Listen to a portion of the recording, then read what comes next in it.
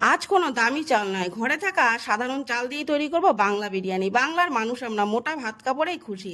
হাঁড়িতে জল বসিয়ে ফুটলে গোটা গরম মশলা, তেজপাতা, স্বাদ অনুসারে নুন আর ঘন্টা দুই ভিজিয়ে রাখা চাল দিয়ে সাদা তেল, লেবুর রস দিয়ে ঝরঝরে একটা ভাত করে নেব। এবার কড়াইতে তেল দিয়ে প্রথমে কিছুটা পেঁয়াজ বেরেস্তা করে উঠিয়ে নেব। ওই তেলেই কেটে রাখা আলু, নুন ও হলুদ দিয়ে ভেজে নেব। ওই তেলে গোটা গরম মশলা, পেঁয়াজ কুচি ও চিকেনের টুকরো দিয়ে কিছুক্ষণ ভেজে তাতে আদা, রসুন, কাঁচা লঙ্কা একসাথে বাটা, হলুদ, লঙ্কা গুঁড়ো, ধনে ও জিরের গুঁড়ো দিয়ে হালকা নেড়ে নুন দিয়ে কষিয়ে ফেটিয়ে রাখা দই, ভাজা আলু দিয়ে আরও কিছুক্ষণ কষিয়ে গরম জল দিয়ে মাংস, আলু সেদ্ধ হয়ে গেলে বেরেস্তা ও ঘি দিয়ে দেবো। এবার ডেচকিতে প্রথমে চিকেনের ঝোল, এরপরে ওই ভাত, বিরিয়ানি মশলা, চিকেন, আলু সাজিয়ে গোলাপ জল, কেওড়া জল, দুধ ও সামান্য ফুড কালার একসাথে মেশানো ছিল, সেটা কিছুটা বেরেস্তা এভাবে 2 থেকে 3 স্তরে সাজিয়ে ওপর দিয়ে বেরেস্তা, ঘি ও আতর ছড়িয়ে গ্যাস 20 মিনিট দমে থাকলে তৈরি খাঁটি বাংলা বিরিয়ানি। ভিডিওটি ভালো লাগলে লাইক, শেয়ার আর কমেন্ট করবেন। চ্যানেলটিকে সাবস্ক্রাইব করে পাশে থাকবেন।